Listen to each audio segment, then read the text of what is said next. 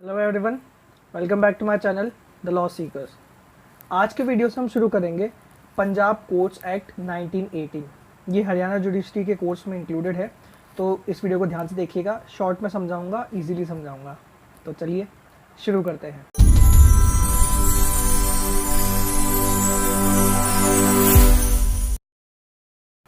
सबसे पहले Punjab courts act ये हरियाणा के सिलेबस में क्यों है?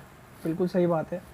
पंजाब कोर्ट्स एक्ट जो है वो पंजाब और हरियाणा दोनों के अंदर लागू होता है, क्योंकि पंजाब और हरियाणा का एक ही हाई कोर्ट है, जहाँ तक आप सभी को पता होगा। आगे बात करते हैं। सबसे पहले इसमें बताया गया है कि इस एक्ट को लेफ्टिनेंट गवर्नर जो पंजाब के हैं उनके द्वारा एसेंट दी गई थी 30 मई 1918 को। आगे गवर्नर जनरल जो थे उस समय के, उनके द्वारा एसेंट दी गई थी 1918 को। फिर इसको पंजाब का जो गैजेट था, ऑफिशियल गैजेट थी, उसके अंदर 12 जुलाई 1918 को इसको पब्लिश कर दिया गया था। अब बात करते हैं इस एक्ट को बनाया क्यों गया था। इस एक्ट को बनाया गया था ताकि 1914 का जो पंजाब कोर्ट्स एक्ट था उसके अंदर कुछ काम किए गए थे, उसके तहत कुछ काम किए गए थे कोर्ट्स के द्वारा। उन जितने भी एक्ट थे ना, उन सबको वैलिडेट करने के लिए पंजाब कोर्ट्स एक्ट 1918 बनाया गया। आगे पंजाब के अंदर कोर्ट से रिलेटेड एक ऑफिशियल लॉ जो है उसको एनेक्ट करने के लिए भी इस एक्ट को बनाया गया था। इस एक्ट को दो पार्ट्स में बांटा गया है। सबसे पहले पार्ट 1 के अंदर ये बताया गया है, सेक्शन 1 के अंदर, कि पंजाब कोर्ट्स एक्ट कहेंगे इस एक्ट को हम, ठीक है। फिर इसका एक्सटेंशन कहाँ तक होगा? इसका एक्सटेंशन होगा पूरे हरियाणा तक भी एक्सटेंडेड होगा। ये अलग से ऐड किया गया है पंजाब कोर्ट्स एक्ट के अंदर कि हरियाणा के अंदर ये एक्सटेंडेड होगा। आगे बताया गया है, इसमें डेफिनेशन क्लॉज में बताया गया है कि पंजाब कोर्ट्स एक्ट 1914 जब भी हम यूज करेंगे उसका क्या मतलब होगा। तो उसको ये बताया गया है कि पंजाब के गैजेट का जब पार्ट 5 था, उस पंजाब गैजेट के अंदर पंजाब कोर्ट्स एक्ट 1914 के तहत जो बताया गया, जिस चीज़ को पंजाब कोर्ट्स एक्ट बताया गया, वही सेम डेफिनेशन हम यहाँ पे भी पंजाब कोर्ट्स एक्ट 1914 की लेंगे। और पंजाब एक्ट 4 जो कि सेम वही पंजाब गैजेट के पार्ट 5 के अंदर बताया गया कि पंजाब एक्ट 4 क्या है, उसी डेफिनेशन को हम यहाँ पे लेंगे। आगे बताया गया है कि पार्ट 2 जो हम बात करेंगे, पार्ट 2 में जितनी भी बातें बताई गई वो सब इनेक्ट की जाती हैं, और ऐसा माना जाएगा कि वो जो पार्ट है वो लागू किया जा चुका है 1 अगस्त 1914 से। ये बहुत इंपॉर्टेंट बात है। पंजाब कोर्ट्स एक्ट जो है उसका पार्ट 2 जो है उसको रेट्रोस्पेक्टिव इफेक्ट देते हुए बताया है कि 1 अगस्त 1914 से वो लागू हो चुके हैं। इसका एनफोर्समेंट रेट्रोस्पेक्टिव दिया गया है। आगे ये बोला गया है कि पंजाब कोर्ट्स एक्ट 1914 और पंजाब एक्ट 4 ऑफ 1914 को रिपील किया जाता है जब से हमने इनेक्ट कर रहे हैं इसको। आगे पंजाब कोर्ट्स एक्ट 1914 के तहत जितने भी कार्य किए गए थे ना, उन सबको भी हम वैलिड डिक्लेयर कर रहे हैं इस एक्ट की मदद से। फिर आगे बताया गया प्रोविजो के अंदर कि पंजाब कोर्ट्स एक्ट 1914 जो था उसके सेक्शन 39(1)(b के तहत कुछ पावर्स दी गई थी उस समय के चीफ कोर्ट को। अगर चीफ कोर्ट ने उस सेक्शन के तहत मिली हुई पावर्स से अगर कोई अपील डिसाइड की गई है तो माना जाएगा कि उसने वैलिडली वो अपील डिसाइड करी थी, और इस एक्ट में लिखी हुई किसी भी बात से वो जो अपील की डिक्री बनाई गई थी, जो जजमेंट दिया गया था, उसको क्वेश्चन में नहीं लाया जाएगा। फिर आगे बताया गया है कि इस एक्ट के आने से पहले अगर कोई अपील चीफ कोर्ट के सामने रखी गई थी लेकिन उसको डिसाइड नहीं किया गया था तो उसे डिस्ट्रिक्ट कोर्ट को ट्रांसफर कर दिया जाएगा। आगे हम बात करेंगे डिस्ट्रिक्ट कोर्ट क्या होगा। उस डिस्ट्रिक्ट कोर्ट को ट्रांसफर कर दी जाएगी ऐसी अपील। आगे बताया गया है कि ऐसी अपील जो 1914 का पंजाब कोर्ट्स एक्ट के तहत चीफ कोर्ट के सामने रखी जानी थी और इस एक्ट के आ जाने पर डिस्ट्रिक्ट कोर्ट के सामने रखी जाएगी। अगर ऐसी अपील, ये जब हमने एक्ट कमेंट्स किया, इसके कमेंट्समेंट होते समय विद इन लिमिटेशन थी, अगर लिमिटेशन के अंदर वो अपील रखी जा सकती थी चीफ कोर्ट के सामने, और अगर इस एक्ट के आ जाने के 60 दिन के भीतर भी अगर वो डिस्ट्रिक्ट कोर्ट के सामने अपील पेश कर दी जाती है तो माना जाएगा कि वो लिमिटेशन में थी और उस अपील को एंटरटेन किया जाएगा। ये तो थी पार्ट 1 की बातें। आगे हम बात करते हैं पार्ट 2 पे। पार्ट 2 में सबसे पहले सबसेक्शन 1 जो था वो रिपील हो चुका है। सबसेक्शन 2 के अंदर बताया गया है, रिपील के अंदर ये बताया गया है कि इस एक्ट के बाद में जो शेड्यूल मेंशन्ड है, जब आप बैलेट को देखेंगे तो पीछे एक शेड्यूल दिया हुआ होगा, उस शेड्यूल में कुछ मेंशन्ड है एनेक्टमेंट्स, उन एनेक्टमेंट्स को रिपील कर दिया जाएगा उस हद तक जिस हद तक शेड्यूल में बताया गया है। शेड्यूल में जब आप लास्ट कॉलम देखेंगे तो उसमें बता दिया गया है कि ये जो इनेक्टमेंट है जो हम बता रहे हैं, इस इनेक्टमेंट को कहाँ तक रिपील कर दिया गया है, इसके कितने पार्ट्स को रिपील कर दिया गया है। तो शेड्यूल में मेंशन जो जो इनेक्टमेंट है उनको जहाँ जहाँ तक रिपील करना बताया गया है, इस एक्ट के आ जाने से वो सारे इनेक्टमेंट रिपील हो जाते हैं। पंजाब कोर्ट्स एक्ट 1918 के आ जाने से वो सारे इनेक्टमेंट से वो उस हद तक रिपील कर दिए जा रहे हैं। फिर आगे बताया गया है डेफिनेशंस। डेफिनेशन के अंदर बताया गया है शैल कॉज क्या होगा। शैल कॉज वो होगा, ऐसा सूट होगा जो स्मॉल कॉज कोर्ट के द्वारा कॉग्निजेबल है। ठीक है, इजी डेफिनेशन है। आगे लैंड सूट क्या होंगे, ऐसे लैंड से रिलेटेड सूट जो पंजाब टीनेंसी एक्ट 1887 के सेक्शन 4 सब सेक्शन 1 में डिफाइंड है, या उस लैंड से जुड़े हुए जितने भी इंटरेस्ट या जितने भी राइट्स है ना, उनसे जुड़े हुए अगर जो सूट हैं उन्हें हम लैंड सूट बोलेंगे। फिर आगे बताया गया है अनक्लास सूट, ऐसे सूट जो न कि शैल कॉज है न ही लैंड सूट है, वो होंगे अनक्लास्ड सूट। फिर वैल्यू का मतलब यहाँ पे बताया गया है उस जो सूट फाइल किया है उस सूट का जो सब्जेक्ट मैटर है ना, उसका कितना अमाउंट है, उसकी कितनी वैल्यू है, उसको हम वैल्यू मानेंगे। फिर सेक्शन 4 से लेकर सेक्शन 17 तक रिपील हो चुके हैं। आगे सेक्शन 18 के अंदर बताइए क्लासेस ऑफ कोर्ट। सबसे पहले बताया गया है provincial small cause court act 1887 और किसी भी दूसरे इनेक्टमेंट के तहत एस्टेब्लिश जितने भी कोर्ट हैं उन सबको छोड़कर नीचे बताए हुए जितने भी कोर्ट से वो होंगे, नीचे बताए हुए सारे सिविल कोर्ट होंगे। उसमें बताया गया सबसे पहले होगा कोर्ट ऑफ डिस्ट्रिक्ट जज, second court of additional district जज, कोर्ट ऑफ सिविल जज senior division and court of civil जज जूनियर डिवीजन। फिर सेक्शन 19 के अंदर ये बताया गया है कि सिविल डिस्ट्रिक्ट्स क्या होंगी। इसमें बताया गया है कि स्टेट गवर्नमेंट जो है ना, उसके अंदर जितनी भी टेरिटरी आती है उस टेरिटरी को सिविल डिस्ट्रिक्ट्स में बांटेगा स्टेट गवर्नमेंट पार्ट 2 से डील करने के लिए। फिर ये बताया गया है डिस्ट्रिक्ट जज क्या होंगे। ये बोला गया है कि स्टेट गवर्नमेंट हाई कोर्ट से कंसल्ट करेगी और जितने भी कोर्ट उनको लगती है, जितने भी उनको लगता है कि डिस्ट्रिक्ट जज बनाने चाहिए, उतने डिस्ट्रिक्ट जज वो बना देगी। और फिर हाई कोर्ट है ना, उनमें से जितने भी डिस्ट्रिक्ट जज चुने गए उनमें से डिसाइड करेगी कौन सी डिस्ट्रिक्ट के लिए कौन सा डिस्ट्रिक्ट जज अपॉइंट होना चाहिए। फिर आगे बताया गया है कि अगर हाई कोर्ट को सही लगे तो वो एक डिस्ट्रिक्ट जज को 2 या 2 से ज़्यादा डिस्ट्रिक्ट का भी एक डिस्ट्रिक्ट जज बना सकती है। मतलब एक डिस्ट्रिक्ट जज का सुपरविजन होगा 2 या 2 से ज़्यादा डिस्ट्रिक्ट्स के ऊपर। फिर आगे बताया गया है एडीजे, सेम वही स्टेट गवर्नमेंट हाई कोर्ट से कंसल्ट करके जितने ज़रूरी लगते हैं उतने एडीजे जो है वो अपॉइंट कर देगी और फिर हाई कोर्ट को जो लगता है ना उस हिसाब से वो उस डिस्ट्रिक्ट के लिए वो एडीजे अपॉइंट कर देगी। अगर हाई कोर्ट चाहे तो एक से ज़्यादा डिस्ट्रिक्ट के ऊपर एक एडीजे का सुपरविजन भी रख सकती है, एक एडीजे को जुरिसडिक्शन एक्सरसाइज करने का राइट भी दे सकती है। फिर आगे बताया गया कि एडीजे के पास क्या पावर होगी, एडीजे कौन कौन से सूट या कौन कौन से मैटर डील कर पाएगा। इसमें बताया गया है हाई कोर्ट जो है ना वो बाय स्पेशल या जनरल ऑर्डर डिसाइड करेगी कि एडीजे के पास कौन कौन से केसेस को डील करने या डिस्पोज करने की पावर होगी, या फिर डिस्ट्रिक्ट जज जो है वो जो काम देगा, वो जो केस मेकओवर करेगा, उन्हीं केसेस को एडीजे सुनेगा, उन्हीं के साथ डील करेगा, उनको डिस्पोज करेगा। फिर ये बताया गया कि जो एडीजे है उनके सामने 28 जून 1963 से पहले अगर कोई सूट पेंडिंग है तो ऐसा माना जाएगा वो जो सूट है ना उसको हाई कोर्ट या फिर डिस्ट्रिक्ट जज ने ही उसको सौंपा था। फिर ये बताया गया सबसेक्शन 2 के अंदर जब एडीजे उन सूट से उन केसेस से डील करेगा, डिस्पोज करेगा ना, तब उसको कोर्ट ऑफ डिस्ट्रिक्ट जज डीम किया जाएगा, मतलब उसको माना जाएगा कि वो डिस्ट्रिक्ट जज का ही कोर्ट है। फिर सेक्शन 21A के अंदर बताया गया कि डीजे के कुछ फंक्शन है वो भी असाइन किए जा सकते हैं एडीजे को। इसमें बताया गया है कि हाई कोर्ट या डीजे जो है वो एडीजे को डिस्ट्रिक्ट जज की किसी भी फंक्शन को असाइन कर सकती है। जो फंक्शन डिस्ट्रिक्ट जज फुलफिल करता है, जो फंक्शन डिस्ट्रिक्ट जज के होते हैं ना, उनमें से किसी भी फंक्शन को हाई कोर्ट या डिस्ट्रिक्ट जज एडीजे को असाइन कर सकता है। उसके अंदर क्या क्या इंक्लूड हो सकते हैं फंक्शन, ऐसे function receiving end registering of cases and appeal, ये पावर डिस्ट्रिक्ट जज के पास होती है, वो पावर भी आप एडीजे को आप सौंप सकते हो। और ऐसे फंक्शन को डिस्चार्ज जब किया जाएगा ना एडीजे के द्वारा, तो एडीजे को डीजे के समान, डीजे के बराबर पावर एक्सरसाइज करने की राइट होगी उसके पास, उसके बराबर जो जितने भी पावर है उसको वो एक्सरसाइज करेगा।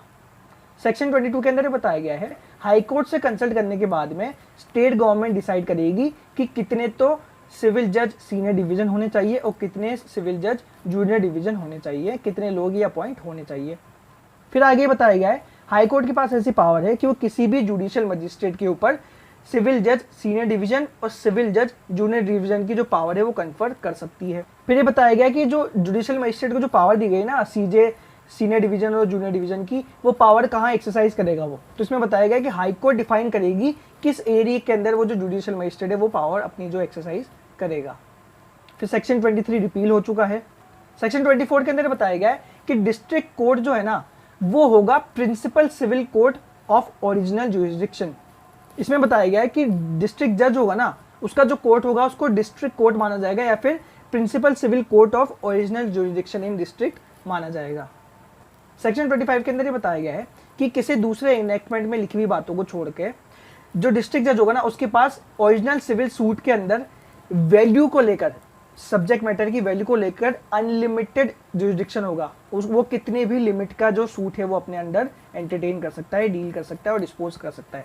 फिर सेक्शन 26 के अंदर बताया गया है सिविल जज सीनियर डिवीजन और सिविल जज जूनियर डिवीजन जो है ना उनकी जो पेक्यूनरी लिमिट है ना वो हाई कोर्ट के द्वारा डिसाइड की जाएगी।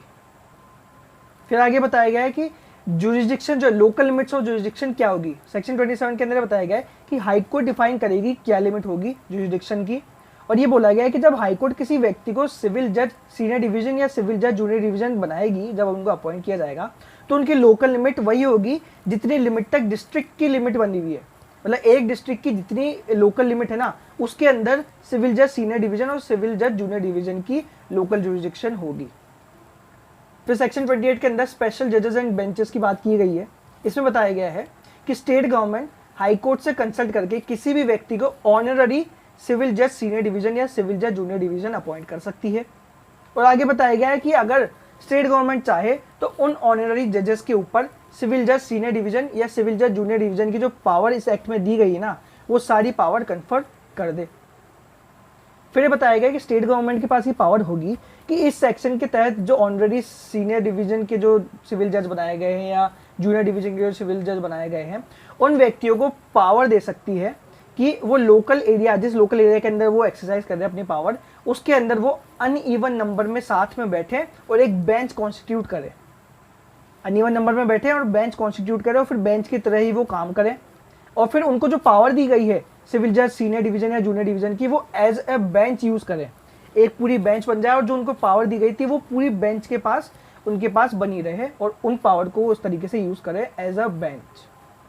फिर आगे बताया गया कि जो डिसीजन मेकिंग होगी ना वो मेजॉरिटी में होगी, क्योंकि अनइवन नंबर है तो मेजॉरिटी बनने के चांसेस ही रहेंगे, तो जो डिसीजन आएगा वो मेजॉरिटी के तहत ही डिसाइड किया जाएगा। और फिर आगे बताया गया है कि जिन व्यक्तियों के ऊपर इस सेक्शन के तहत पावर कन्फर की गई है और जिनको बेंच में भी बनाया गया है उनको सिविल जज जूनियर डिवीजन और सिविल जज सीनियर डिवीजन ही माना जाएगा। फिर सेक्शन 29 के अंदर बताया गया है कि हाई कोर्ट के पास ये पावर होगी कि वो ऑफिशियल गैजेट में नोटिफिकेशन देकर किसी भी सिविल जज सीनियर डिवीजन या जूनियर डिवीजन के ऊपर स्मॉल कॉज कोर्ट का जो जज की पावर है उसका जो जुरिस्डिक्शन ना वो कन्फर कर सकती है। ये पावर होगी हाई कोर्ट के पास। और उनकी जुरिस्डिक्शन क्या होगी, पेक्यूनरी लेवल उनका जो होगा वो होगा 2000 रुपीज़ तक के जितने भी सूट है उनको डील करने का और डिस्पोज करने का। फिर हाई कोर्ट के पास ये भी पावर है कि जो इस सेक्शन के तहत वो पावर कन्फर कर रही है ना जुरिस्डिक्शन की, उसको जब चाहे वो वापस भी उनसे ले सकती है। फिर सेक्शन 30 के अंदर बताया गया है कि हाई कोर्ट जो है ना वो सिविल जज जूनियर डिवीजन या सीनियर डिवीजन को ऑथराइज कर सकती है डिस्ट्रिक्ट जज के जितने भी केसेस है ना उनको अपने पास लेने की, मतलब उनको पावर दे सकती है और डिस्ट्रिक्ट कोर्ट के जो कोर्ट है उनके साथ डील करने की। और डिस्ट्रिक्ट जज जो है ना वो भी ट्रांसफर कर सकती है सूट्स को किनके पास, सिविल जज सीनियर डिवीजन और सिविल जज जूनियर डिवीजन के पास। कौन कौन सी प्रोसीडिंग दी जा सकती है आगे बताई गई है। सबसे पहले बताया गया Indian succession act 1865, probate and administration act 1881 के तहत जो भी प्रोसीडिंग्स है वो डिस्ट्रिक्ट जज के द्वारा डिस्पोज नहीं की जा सकती ना, उन सारे प्रोसीडिंग्स को सिविल जज सीनियर डिवीजन और जूनियर डिवीजन को दे सकती है हाई कोर्ट, और डिस्ट्रिक्ट जज भी ट्रांसफर कर सकता है।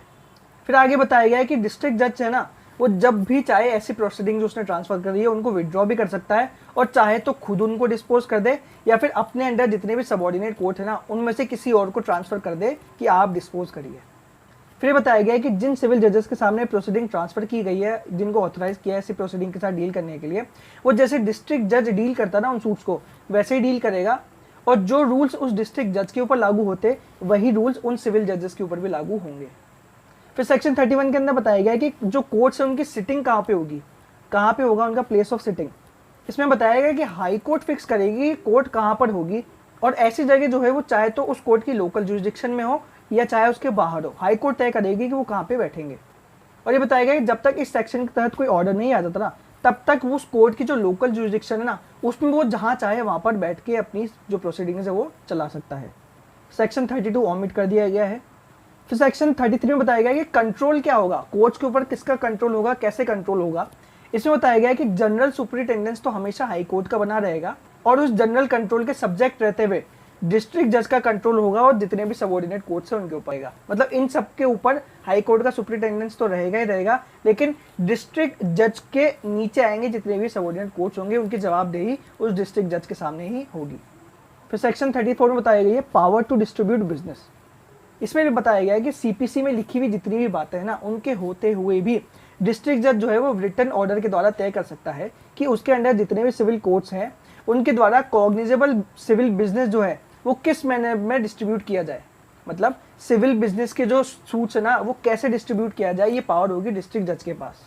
ये बताया गया है कि इस कोर्ट के अंदर जो डायरेक्शन देगा ना डिस्ट्रिक्ट जज, वो उस कोर्ट को ऑथराइज नहीं करेगी। मतलब जिस कोर्ट को जिस डायरेक्शन दी गई है उसको ऑथराइज नहीं करेगा कि वो अपने लोकल जुरिडिक्शन से बाहर जाकर काम करे। सेक्शन 35 ऑमिट कर दिया गया है। सेक्शन 36 में बताया गया है जो मिनिस्ट्रियल ऑफिसर्स होते हैं ना, उनके ऊपर भी फाइन लगाया जा सकता है। कैसे? इसमें बताया गया है कि डिस्ट्रिक्ट कोर्ट या डिस्ट्रिक्ट कोर्ट के अंदर जितने भी कंट्रोल में कोर्ट्स आते हैं ना, वो चाहे तो उसके जो मिनिस्ट्रियल ऑफिसर्स है उनके ऊपर उनकी सैलरी के 1 महीना, मतलब 1 महीने की उनकी जो सैलरी आएगी ना, वहां तक उनके ऊपर फाइन लगा सकता है। क्यों लगा सकता है? अगर वो मिसकंडक्ट करें या फिर अपने जो भी उनका काम है उनको परफॉर्म करने में अगर वो नेग्लिजेंस दिखाएं, वो नेग्लेक्ट करें अपना काम करने से, तो उनके ऊपर उनकी सैलरी तक का फाइन लगा सकते हैं, 1 महीने की सैलरी तक का। इसमें बताया गया है कि डिस्ट्रिक्ट कोर्ट जो है ना, बाय अपील या अदरवाइज ये जो ऑर्डर पास किया गया है उसको रिवर्स कर सकता है या मॉडिफाई कर सकता है, और चाहे तो सुओ मोटो भी लेकर उन मिनिस्ट्रियल ऑफिसर्स के ऊपर 1 महीने तक की सैलरी का फाइन लगा सकता है। फिर बताया गया कि डिस्ट्रिक्ट कोर्ट की पावर जो है वो कैसे डेलीगेट की जाएगी। तो इसमें बोला है कि डिस्ट्रिक्ट कोर्ट चाहे तो हाई कोर्ट से प्रीवियस सैंक्शन लेकर किसी भी सिविल जज, सीनियर डिवीजन या जूनियर डिवीजन को डिस्ट्रिक्ट कोर्ट की पावर जो सेक्शन 33, 34 इस एक्ट के सेक्शन 33, 34 या सीपीसी के अंदर जो डिस्ट्रिक्ट कोर्ट को पावर दी गई है वो उनको कन्फर कर सकता है, उनको बोल सकता है कि आप एक्सरसाइज करिए मेरी इन पावर्स को, और लेकिन उनके ऊपर डिस्ट्रिक्ट कोर्ट का कंट्रोल रहेगा। मतलब आप यूज तो करिए लेकिन मैं आपके ऊपर कंट्रोल बनाए रखूंगा। फिर चैप्टर 4 के अंदर बताया गया है सिविल सूट के अंदर अपीलेट और डिविजनल जुरिडिक्शन के बारे में। सेक्शन 38 के अंदर बताया गया है डीजे और एडीजे के द्वारा जितने भी सूट जो है वो डिस्पोज किए जाएंगे, उनकी जो भी अपील होगी वो हाई कोर्ट के सामने रखी जाएगी। फिर ये बताया गया कि जिस केस के अंदर डीजे के जितने भी जजमेंट है उनकी अपील हाई कोर्ट में नहीं हो सकती, उन्हीं से रिलेटेड, उन्हीं से मिलते जुलते जितने भी केसेस है उनमें एडीजे के जो जजमेंट है उनकी अपील भी हाई कोर्ट में नहीं हो सकती। फिर बताया गया है सिविल जज की जितने भी जजमेंट होगी उनकी अपील किसको होगी, कैसे होगी। सेक्शन 39 में बताया गया है कि सिविल जजेस जो हैं उनके द्वारा पास की गई किसी भी डिक्री या ऑर्डर की जो अपील है वो डिस्ट्रिक्ट कोर्ट में होगी, भले ही ओरिजिनल सूट की वैल्यू कुछ भी हो। फिर इसमें बताया गया है कि सबसेक्शन 3 में जो बातें बताई गई ना, उनको ध्यान में रखते हुए डिस्ट्रिक्ट कोर्ट में जितनी भी अपील लगाई गई है वो डीजे और एडीजे के द्वारा सुनी जाएगी। सेक्शन 3 में बताया गया है कि एडीजे कौन सी अपील सुनेगा, वो वही अपील सुनेगा जो हाई कोर्ट ने बाय जनरल या स्पेशल ऑर्डर उसको सुनने के लिए बताया गया है, या फिर डिस्ट्रिक्ट जज ने जो अपील उसको मेक ओवर करी है वही अपील सुनने की पावर एडीजे के पास होगी। फिर ये बताया गया है कि सिविल जज के द्वारा जितनी भी डिक्री पास की गई थी जिनकी अपील हाई कोर्ट में अभी पेंडिंग है, उन सारी अपील को डिस्ट्रिक्ट कोर्ट के सामने ट्रांसफर कर दिया जाएगा, वो सारी अपील डिस्ट्रिक्ट जज के पास चली जाएगी। हाई कोर्ट के पास ये भी पावर है कि सिविल जज के द्वारा जो डिक्री पास की गई है, जो ऑर्डर पास किए गए हैं और उनकी अपील डिस्ट्रिक्ट कोर्ट के सामने पेंडिंग है अभी, वो सारी अपील्स को किसी दूसरे सिविल जज के सामने भी ला सकती है। मतलब एक सिविल जज के द्वारा पास की गई डिक्री की जो अपील है वो दूसरे सिविल जज के सामने ट्रांसफर कर सकता है हाई कोर्ट, और ऐसे जो सिविल जज है जिनके सामने वो अपील ट्रांसफर की गई है they shall all be deemed to be district court. सोचिए, सिविल जज के पास डिस्ट्रिक्ट कोर्ट की पावर आ जाएगी दूसरे सिविल जज के द्वारा पास किए गए जजमेंट की अपील सुनने के लिए। फिर सेक्शन 40 के अंदर ये बताया गया है कि एक सिविल जज के द्वारा पास की गई जो डिक्री है ना, उसकी अपील सुनने का राइट डिस्ट्रिक्ट कोर्ट ऐसे सिविल जज को दे सकता है who are competent to hear such decrees appeal और ऑर्डर्स अपील। मतलब एक सिविल जज की जो डिक्री और ऑर्डर की अपील है ना, वो दूसरे सिविल जज को दे सकता है डिस्ट्रिक्ट जज, और बोल सकता है कि आप कॉम्पिटेंट है सुनने के लिए तो आप सुनिए अब इनकी अपील को। फिर ये बताया गया कि डिस्ट्रिक्ट कोर्ट ने जो ट्रांसफ़र करी है उन अपील्स को, वो चाहे तो उनसे वापस ले ले और या तो खुद डिस्पोज कर दे, या दूसरे अब उसके अंदर जो जजेस आते हैं, उसके अंदर जो जितने भी कोर्ट्स आते हैं, वो चाहे तो उनको सौंप सकता है कि आप डिस्पोज करिए इन अपील को। फिर बताया गया ऐसी अपील्स को जो डिस्पोज करेगा कोर्ट, उसके ऊपर वही रूल्स लागू होंगे जो डिस्ट्रिक्ट कोर्ट के ऊपर लागू होते हैं जब वो अपील्स को सुनते हैं। फिर ये बताया गया है कि हाई कोर्ट के द्वारा जो स्पेशल और जनरल ऑर्डर दिया गया है ना, उसके तहत रहते हुए ही, उसको ध्यान में रखते हुए ही इस सेक्शन के अंदर जो पावर्स दी गई है कोर्ट्स को, उनको यूज़ किया जाएगा, उनको एक्सरसाइज किया जाएगा। मतलब जनरल सुपरिटेंडेंस जो है वो जनरल और स्पेशल ऑर्डर जो पास किया था हाई कोर्ट ने, उन्हीं का रहेगा। फिर सेकंड अपील की बात करते हैं। सेक्शन 41 डील करता है। सेक्शन 41 में बोला गया है कि हाई कोर्ट के जितने भी सबऑर्डिनेट कोर्ट है, उन्होंने जो डिक्री पास की गई, जो अपील में डिक्री पास की गई ना, उन अपील्स की डिक्री की सेकंड अपील हाई कोर्ट में ही होगी। फिर ये बताएगा ये अपील जो है ना, वो कुछ गिने चुने ग्राउंड्स के ऊपर ही होगी। वो ग्राउंड कौन सा मैं आपको बता देता हूँ। सबसे पहले बताया गया ऐसा डिसीजन जो कॉन्ट्ररी टू लॉ, कस्टम और यूजेज है, ऐसी डिक्री की ही सेकंड अपील होगी। फिर अगर ऐसा डिसीजन जो कि फेल करता है डिटरमाइन करने में मटीरियल इशू कैसे रिलेटेड, लॉ, कस्टम या यूजेजेस से, उसी की सेकंड अपील की जाएगी हाई कोर्ट में। फिर बताया गया कि सिविल प्रोसीजर कोड के अंदर जो प्रोसीजर बताया गया है उसका सब्सटेंशियल एरर हुआ है, उसको फॉलो करने में अगर सब्सटेंशियल एरर हुआ है या डिफेक्ट हुआ है, या फिर किसी दूसरे लॉ के द्वारा बताया गया प्रोसीजर को फॉलो करने में अगर कोई डिफेक्ट किया गया है और उस डिफेक्ट का डिसीजन आया है, तो ऐसे डिसीजन की अपील हाई कोर्ट में की जाएगी। सेकंड अपील जो है वो हाई कोर्ट में की जाएगी। फिर एक्सप्लेनेशन में बताया गया है कि अगर कोई क्वेश्चन है जो डील करता है legality, validity of a custom और यूजेस, तो ऐसे क्वेश्चन को भी माना जाएगा क्वेश्चन ऑफ लॉ। फिर बताया गया है कि अगर कोई डिक्री है जिसको एक्स पार्टी पास कर दिया गया है, उसकी अपील भी सेकंड अपील हाई कोर्ट में ही होगी। फिर सेक्शन 42 के अंदर बताया गया है कि सेक्शन 41 के तहत जो ग्राउंड्स बताए ना, उन्हीं के तहत सेकंड अपील होगी, उनको छोड़ के किसी भी ग्राउंड के ऊपर सेकंड अपील नहीं होगी। फिर ये बताया गया अगर स्मॉल कॉज कोर्ट का कोई ओरिजिनल सूट था जिसकी जो वैल्यू थी वो 3000 रुपीज़ तक ही थी, ऐसे सूट की सेकंड अपील नहीं होगी। सेक्शन 43 ओमिट कर दिया गया है। सेक्शन 44 के अंदर बताया गया है रिवीजन के बारे में। ये बताया गया है कि हाई कोर्ट जो है ना, वो उसके सबऑर्डिनेट कोर्ट्स के पास किए गए जितने भी जजमेंट है ना, उनका रिकॉर्ड मंगवा सकती है जिनमें अपील नहीं हो सकती। इसमें याद रखना है कि हाई कोर्ट के जो सबऑर्डिनेट कोर्ट है उनके पास किए गए डिसीजन की अगर अपील नहीं हो सकती ना, उन्हीं की रिवीजन की जा सकती है हाई कोर्ट के द्वारा। फिर ये बताता है कि अगर हाई कोर्ट को ऐसा लगता है कि उसके सबऑर्डिनेट कोर्ट ने ऐसा जुरिडिक्शन एक्सरसाइज किया है जो कि बाय लॉ उसके पास नहीं है, लॉ के द्वारा उसके ऊपर एक्स्ट्रा जुरिडिक्शन नहीं दिया गया था, ऐसे जुरिडिक्शन को अगर एक्सरसाइज किया है किसी कोर्ट ने तब, या ऐसा जुरिडिक्शन जो उसको एक्सरसाइज करना था लेकिन उसको एक्सरसाइज करने में वो फेल हो गया है, या फिर उसके पास जो जुरिडिक्शन था उसको इलीगली या फिर मटेरियल इरेगुलरिटी के साथ उसने एक्सरसाइज किया है, तो ऐसे केस के अंदर हाई कोर्ट को जो सही लगे वो ऑर्डर पास कर सकती है रिवीजन में लेकर। सेक्शन 44A के अंदर बताया गया पीरियड ऑफ लिमिटेशन। ये बताया सेक्शन 41 के अंदर जो अपील है उसकी लिमिटेशन होगी 90 डेज। कब? जिस दिन अपीलेट डिक्री पास की गई थी तब से 90 डेज। फिर ये बताया गया है कि लिमिटेशन एक्ट 1908 के अंदर जो प्रोविजन बताए गए ना, उन्हीं को ध्यान में रखते हुए जो टाइम कंप्यूट किया जाएगा, जो दिन हम कंप्यूट करेंगे ना, कितने दिन होंगे, उन दिनों को लिमिटेशन एक्ट के अंदर जितने भी प्रोविजन है उनको ध्यान में रखते हुए ही डिसाइड किया जाएगा। लिमिटेशन एक्ट के बारे में हम दूसरे वीडियोस में बात करेंगे ज़रूर, वो भी बहुत जल्दी आने वाला है। फिर चैप्टर 5 बात करता है सप्लीमेंट्री प्रोविजंस के बारे में। इसमें सबसे पहले सेक्शन 45 में बताया गया है कि पावर्स कैसे कन्फर की जाएगी। इसमें बोला गया है कि हाई कोर्ट के द्वारा अगर किसी व्यक्ति के ऊपर कोई पावर कन्फर की जाएगी तो वो या तो बाय नेम, मतलब या तो उसके नाम बताकर, या फिर उसका जो ऑफिस है उस ऑफिस के वर्च्यू पे, मतलब वो कौन सा ऑफिस होल्ड करता है उस ऑफिस के वर्च्यू को बताकर ही उसके ऊपर पावर कन्फर की जाएगी।